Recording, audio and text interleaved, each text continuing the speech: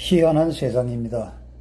말 그대로 한 번도 경험해보지 못한 세상이 펼쳐지고 있습니다. 대통령을 탄핵하고 자리에서 쫓아낼 때만 해도 더 나은 세상을 향해 가는 과정이라고 생각하였습니다. 민주주의 국가에서 법과 절차에 따른 탄핵이 없기에 개인적인 불만도 누그러뜨리고 나 아닌 다른 누군가에 의한 다수의 선택이었을 것으로 믿었습니다. 이름하여 장미 대선. 빨간 장미와 같은 역동적인 세상이 올 것으로 생각하면서 붙인 이름이었습니다. 너도 보고 나도 보았던 담장의 장미. 정원의 오롯이 자태를 뽐냈던 그 장미가 아니었습니다. 승리자가 마시는 붉은 포도주와 패배자가 흘린 시뻘건 핏물로 세상은 적셔졌습니다. 75년 동안이나 기회를 엿보던 공산주의자들 또는 사회주의자를 추종하는 사람들에게 신나는 구판이 벌어졌습니다. 국태민안을 원하는 구판이 아니었습니다. 이때다. 드디어 기회는 왔다. 천재 일우의 기회다. 기존의 틀을 허물어 버리자. 한쪽에서는 애도불론을 띄우고 한쪽에서는 집행하는 철저한 역할 분담이 이루어졌습니다. 각자가 나누어서 공격하되 목표는 한 곳으로 집중하는 분진합격이었죠. 철저히 간을 봐가면서 결정적인 순간에 뽀개는 저들의 숙련된 솜씨는 가히 달관이었습니다. 오랜 세월 동안 훈련된 대로 척척 이루어졌지요. 토지를 국유화해야 된다. 원전을 폐기해야 된다. 강남 부자들을 잡아야 한다. 아파트를 잡아야 한다. 미국은 동맹이 아니다. 주미대사가 한미동맹을 흔들어 버렸습니다. 우리는 중국과 친해져야 한다. 중국은 큰 나라, 우리는 동방의 작은 나라다. 작은 나라가 큰 나라의 심기를 건들면 안 된다. 드디어 큰 나라 백성 1천만이 우리나라의 여론을 조작한다고 언론에서 보도하였습니다. 박원순 비서에 와서 울며 불며 난리를 피는 여성은 한국 여성이 아니었습니다. 생김새나 뭐로 보나 한국 여성이 아니었죠. 상주보다 곡쟁이가 더 서럽게 운다는 말처럼 정말 구슬피도 울었습니다. 보는 사람이 애처로워 눈물이 날 정도로 구슬피 울었죠. 그들은 누구입니까? 김정은은 핵을 개발했습니다. 너 보았어? 하고 묻고 싶지만요. 그럼 아니란 증거 대봐. 나는 보지 못하였고 너는 증거를 대지 못하잖아. 그러면 떠도는 얘기나 언론에 보도되는 걸 보고 미루어 짐작할 수밖에 없는 것 아닙니까? 사회주의자로 의심받고 있는 사람을 법무장관에 앉혔습니다. 그리고 사퇴하였죠. 마음에 진 빚이 많다고 공개적으로 말하였습니다. 그 후임에 앉은 법무장관은요, 자기들 수사하던 검사들을 모조리 흔들어 버렸습니다. 박 대통령 수사 특별검사로 위용을 날렸던 윤석열이 칼을 거꾸로 잡고 들이대자 그의 수하들을 모조리 바꿔버렸습니다. 뭐 여러 번 찌를 거 있나 단 한 번 찔러서 끝내버리지 하고 그 법무장관은 후보자 시절에 말했습니다. 세상에 자리에 눈이 뒤집힌 맹견들은 언제나 있는 법입니다. 적당한 인물을 발탁하여 관을 씌워 놓았는데 그 관은 아마도 가시관일 겁니다. 선배 수사검사를 머리로 들이받고 자기가 다쳤다면서 입원한 사람도 있었습니다. 상에 눈이 멀면 반드시 상처를 입는다는 권력의 철칙이 있습니다. 미끼에 눈이 먼 고기는 낚시에 걸려 죽게 되고 상에 눈이 먼 용맹한 장수는 온전치 못하다는 고사가 있습니다. 그건 그때 일이야. 지금의 상이 너무나 환상적이지 누릴 때 누려야 되는 거 아니야. 언제 기회가 다시 오나. 김정은에게 USB를 넘겼습니다. 거기에 뭐가 담겨 있는지 국민은 모르죠. 그것이 어떤 매뉴얼인지 어떤 스케줄인지 알 수가 없습니다. 꿈에서 김정은을 만난다면 제가 물어보겠습니다. 요즘 간간히 김정은, 김여정 자매가 저의 꿈에 자주 나타납니다. 거기 무슨 내용이 담겼냐고 반드시 물어볼 겁니다. 통역병에 선발되지 않았다고 분통을 터뜨리죠. 지휘관이 자기 아들 떨어뜨리려고 제비를 뽑았다고 우깁니다. 군대 안 가도 되는 아들인데 안중근 심정으로 입대했다고 하죠. 만약 전방 보병으로 갔더라면 강감찬, 김유신, 을지문덕이라고 불러도 조금도 부족함이 없을 것 같습니다. 만약 해군으로 갔었다면요, 이순신이라고 해도 될 정도이죠. 증거가 나오니 기억에 없는 것이지 거짓말한 것은 아니라고 얘기합니다. 맞습니다. 원조가 있었죠. 나는 거짓말을 하지 않습니다. 거짓말을 한 것이 아닙니다. 약속을 못 지켰을 뿐입니다. 약속을 못 지킨 것과 거짓말은 다릅니다. 다르죠. 거짓말이 아니죠. 상황에 가장 적절한 말을 했을 뿐이죠. 원래 사람에겐 거짓말이란 없습니다. 목적에 부합된다면 어떤 말이라도 선일 뿐입니다. 거짓말이니 위선이니 하는 단어는 사전에 없죠. 한간 잡자들이 남 참견하기 위해 만들어 놓은 단어일 뿐입니다. 당신이라면 어떻게 하겠는데? 당신이 저런 상황이라면 그렇게 하지 않겠어? 자아 비판이란 건 내 잘못을 이실직고하고 착한 사람으로 거듭나는 과정이 아닙니다. 너만 아니었으면 내가 들통나지 않고 내 목적을 이루었을 텐데 목적을 방해한 너희 행동이 아주 못돼 먹었어. 그것을 리얼하게 반박하는 것이 자아 비판입니다. 북한에서 아주 정착된 자아 비판의 정확한 표현입니다. 저도 거짓말 하지 않았습니다. 꿈을 이야기하였는데 이루지 못한 것입니다. 이룰 수 없다고 해서 미리 말도 못합니까? 호강시켜주겠다고 했던 지난날의 언약이 지금 문제가 되고 있습니다. 그래도 밥 잘 먹어주고 가끔 청소도 거들어주면 신나서 깡총인 아내가 이쁘기 그지없습니다.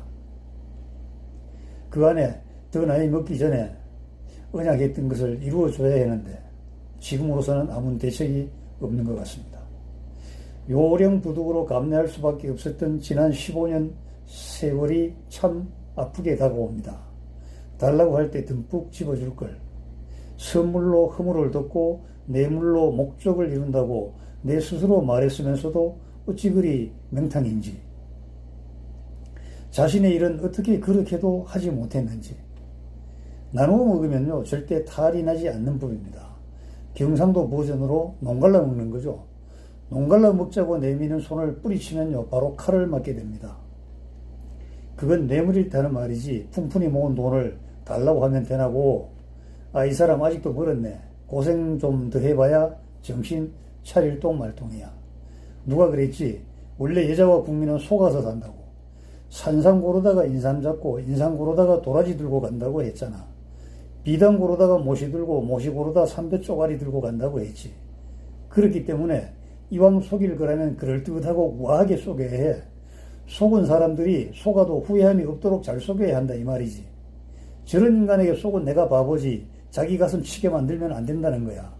나를 속인 저희는 위대한 인물이 틀림없어 이렇게 믿고 실토하도록 속여야 한단 말이야. 속고 살아본 결론은 무엇일까요? 어느 유명 여자 배우가 말했죠. 세상산에 살아보면 별놈 없다고 말입니다. 어느 가수가 일갈하였습니다. 왕이나 대통령이 국민을 자기 목숨처럼 아끼는 것 보지 못했다고 말입니다. 그런데 야당 놈들 하는 꼴 좀 보세요. 자기들 칭찬해 준 줄 알고 은근히 기대서 말입니다. 아이고 이놈들아, 가황이 니들 같은 무례배들 옹호하시겠냐. 상대가 자살골 넣어도 점수 계산도 못하는 맹추들. 당대표 노인이 전라도에 한을 풀어야 한다고 비례대표 당선 가능성 앞자리는 그들로 채워야 한다고 그 말 듣고 통과시켜 주었다면서 아이고 이 빙신들아 욕을 하지 않을 수가 없다. 아직도 서해상에서 공무원 시신 찾고 있는가요? 의문사당에도 사인 밝혀달라고 요구하는 처자식 없는데 나라는 역시 다릅니다. 실종한 공무원 시신 찾으려고 해군 해경함정 투입하여 수색하고 있으니요. 그런데 바다란 것이 참 야속한 존재입니다. 사람이 바다에 빠져서 하루가 지나면 똥구가 열려서 죽게 되고 이틀이 지나고 사흘이 지나면요 시체는 다 뜯어먹고 바다 생물이 달라붙어 모조리 냠냠입니다.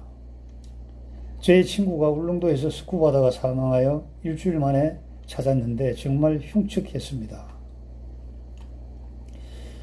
유족 아들의 마음을 진짜로 이해해 주십니까?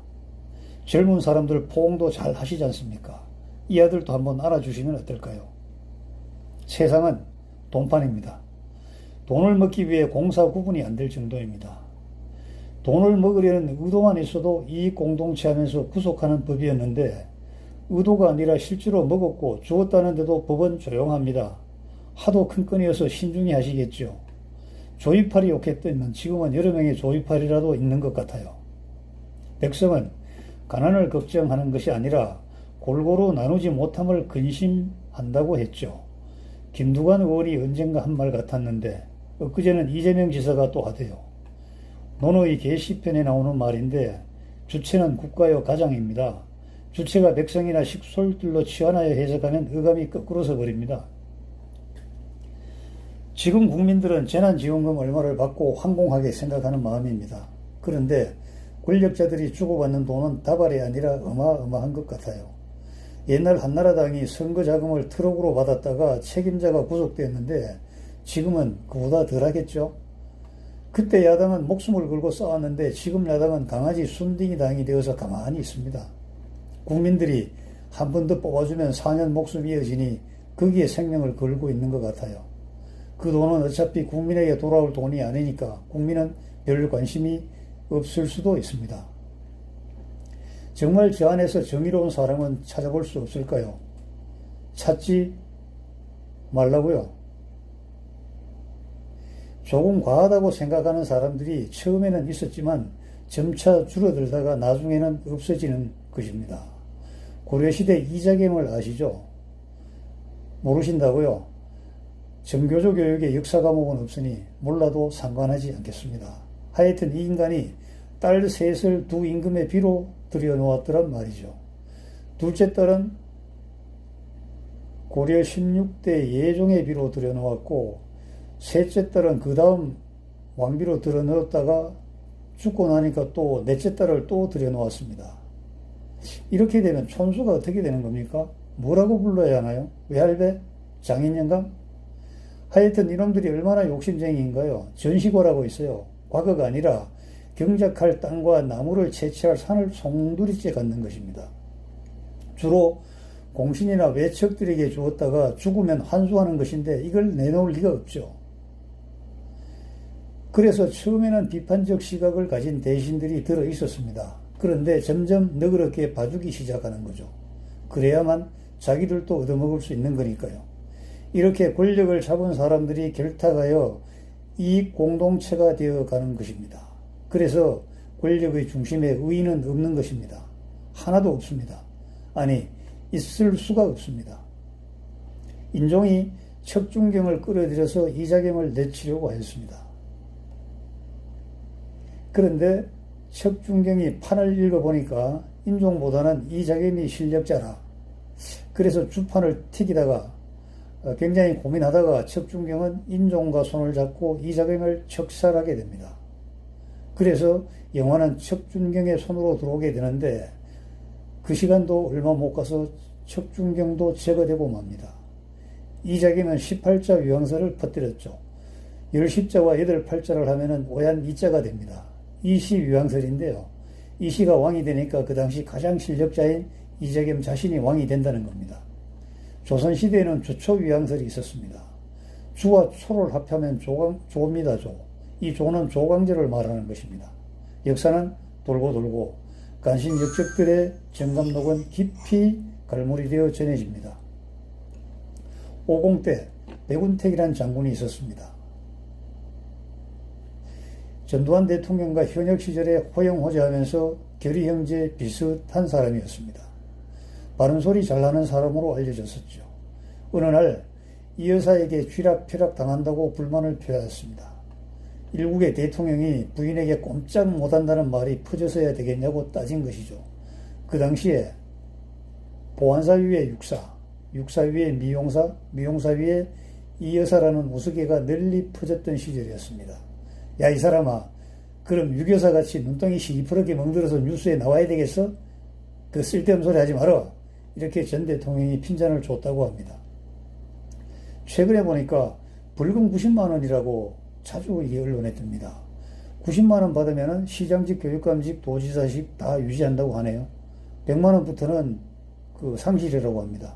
차라리 99만 원이라고 하면 어떨까요? 벌금을 10만 원 단위로 매겨야 합니까? 뭐 요즘 세상에서 일어나는 일, 거론하려니까 너무나 많아서 이만 줄이겠습니다. 그런데 말입니다. 이렇게 헛발질이나 자살골이 많아도 끄떡도 하지 않습니다. 스코어판에는 적히지도 않아요. 야당은 주판화를 올리지도 않습니다. 부정선거 규탄 시비가 많건만 당사자는 입을 봉합니다. 공정한 경쟁에서 졌는데 뭘 따져. 나는 대법원 신사야. 당신들 같이 째째하지 않다는 말이야. 추석을 앞두고 나경원 전 의원이죠. 시장에 나왔습니다. 거기 낭성시장이라고 있는데요. 인사를 하면서 도와달라고 했죠. 그런데 부정선거에는 왜 말이 없느냐고 시장 상인이 물었습니다. 아무 대답도 아니하고 다른 곳으로 시선 돌리고 가버렸습니다. 오세훈도 마찬가지입니다. 공정하게 졌다고 대범하게 보여야 다음을 예약한다고 이렇게 생각하는 것 같습니다. 그러나 틀렸습니다. 다음은 당신 혼자의 망상일 뿐일 수 있습니다. 이번에 정확히 보았습니다. 당신들의 능력과 정치인으로서 댐댐이를 정확하게 보게 된 것이죠. 그동안 보지 못했던 유권자들이 눈을 뜨게 되었습니다. 많은 명리학자들이 황교안의 당선을 확언하였죠. 그때 속리산의 고명한 분이 말씀하시기를 그날 황교안 후보는 다 틀리고 집으로 들어가는 운세라고 예측하였습니다. 아무도 그 말에 주목하지 않았죠. 황교안이 이겨주기를 바라는 사람들에게는 기분 나쁜 소리였기 때문이었습니다. 그날 초저녁에 황교안은 자리를 떠나버렸습니다. 그리고 보이지 않았죠. 일전에 초선들 모아놓고 불러주면 다시 나서겠다고 했답니다. 누가 불러줍니까? 아무도 당신을 불러주지 않을 걸로 보입니다. 선거 다음 날 광화문에 나와서 출근하는 시민들을 향해 머리를 숙여 인사했더라면 어떨까요? 저는 그렇게 해주기를 바라며 측근이라고 하는 사람들에게 전했지만 그들의 인지구조에 올바른 건의라는 건 아예 없는 비렁뱅이들과 같았습니다. 덩달아 한자리 꿈에 젖어서 황비어천가만 불렀던 사람들이 아니었을까요? 공직에 높이 오른 사람은 원래 근기가 없습니다. 고분고분해야 그 자리에 올라갈 수 있습니다. 올거든 건의하는 사람은 내처지기 쉬우니까요. 그래서 높이 올라간 사람은 전투력이 없습니다. 만들어준 가마에 올라탈 준비는 언제나 되어 있죠. 잽싸게 요령 있게 오를 연습만 하였던 사람들이니까요. 국민들도 사람 보는 눈을 바꿔야 한다는 이유가 바로 여기에 있습니다. 여러분은 인지도, 호감도, 선호도가 중요하겠죠. 하지만 다 헛개비를 본 것입니다. 박정희가 인지도가 있었나요? 호감도가 좋았습니까? 선호도에서 앞섰나요? 아니었습니다. 하지만 지금 박정희 대통령을 존경하는 이유가, 많은 사람이 존경하는 이유가 무엇입니까? 아무도 하지 못한 일을 했고 그 영향이 지금은 물론이고 미래에도 계속될 것이기 때문입니다. 김대중 대통령은 어땠습니까? 호불호를 떠나서 역사의 한 장을 여신 분은 틀림없죠. 인재는 광야에서 자라는 것입니다. 중심이 아니라 주변에서 성장하는 것입니다. 주목받지 않는 곳에서 조용히 자라나는 것이죠. 이제 제대로 된 인물을 찾아야 합니다. 지금까지 알려진 인지도, 선호도, 호감도는 집어버리시고 참 인재를 찾아야 합니다. 국내 상황은 물론이고 국제 상황도 정말 만만치가 않습니다. 녹록지 않은 국제 환경입니다. 우리가 세계 5강이라고 해도 극동아시아에서 꼴찌입니다. 그러므로 우리가 주견을 세우지 못하고 우왕좌왕한다면 주변의 강국들에게 휘둘리게 됩니다. 주변 강국들의 채찍을 그대로 맞게 됩니다. 그래서 스스로 강해지지 않으면 지킬 수가 없는 것입니다.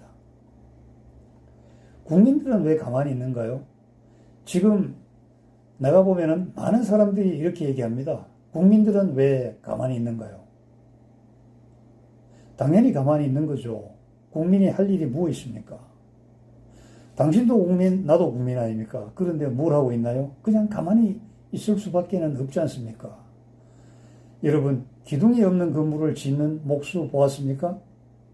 물 없이 모래자갈 시멘트로 콘크리트를 만들 수 있습니까? 내가 기둥이요 중심이라고 소리쳐야 국민은 주목을 하게 되는데, 나서야 할 사람들이 주저하고 현실에 만족하며 안주하고 있는데 국민이 응집할 이유가 없는 것이죠. 계속 그렇게 하세요. 지도자라는 사람들, 리더라고 자칭하는 사람들, 정말 좋은 결과 맛보게 될 것입니다. 군사 독재에 한가했던 저분들 한번 볼까요? 최루탄 맞고 모진 고문도 맞으면서 국민들의 찬 시선과 냉대도 감내하였죠. 오로지 기댈 곳은 명동성당 하나. 명동성당에 텐트 설치 조장이 나의 친구였으니 30분이면 텐트를 설치할 정도로 매일매일 훈련을 했습니다. 지하철 차량 정비소 공터에서 손이 부르트라 훈련을 했답니다. 군대에서 텐트 설치 경연대회를 했을 때 배우던 솜씨를 10분 발휘하였답니다. 시간이 지나자 넥타이 부대들이 가세하고 시민들이 우유와 빵을 공급하기 시작하고 국민들의 시선도 우호적으로 변하였고요. 민주화, 자유를 향한 타는 목마름으로 다가오는 국민들의 숨소리와 그들의 열망을 듣게 된 것이죠. 갈증을 느끼도록 자기들이 최루탄으로 목을 축이고 방망이를 맞았으며 결속을 다진 결과입니다. 세상에 공짜가 없다고 하죠. 이들에게도 저들에게도 공통적인 것입니다. 세상은 변하기 시작하였습니다. 그 변화의 절정이 지금이 아닌가 생각합니다. 지금 그들은 결실을 마음껏 향유하고 있습니다. 결실이란 다름 아닌 정치 권력과 경제 권력, 그리고 플러스 알파 권력이 아닐까요? 어느 신문의 칼럼을 보니까 군인도, 경찰도, 공무원도, 판사도, 검사도, 교사도 지금 정권이 다음에 또 정권을 잡을 것이라고 생각한답니다. 이런 상황에서 조직의 반기를 드는 정의로운 행동은 찾아볼 수가 없게 됩니다.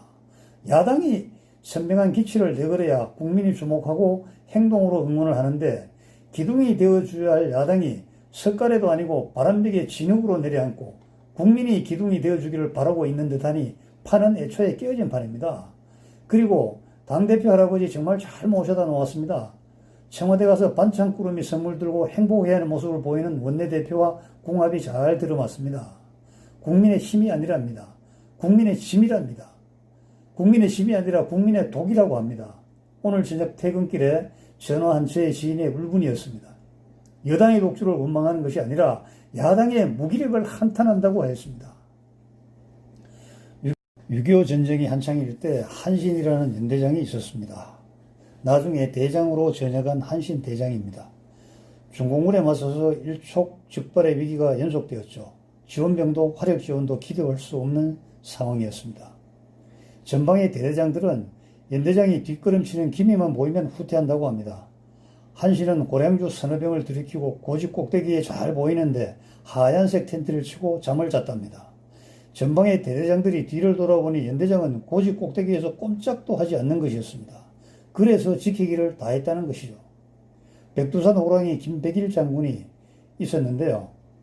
지프에 마이크를 달고 전방 전초가 있는 곳으로 나가서 뒤를 보면서 백두산 호랑이 김백일이 여기 있다.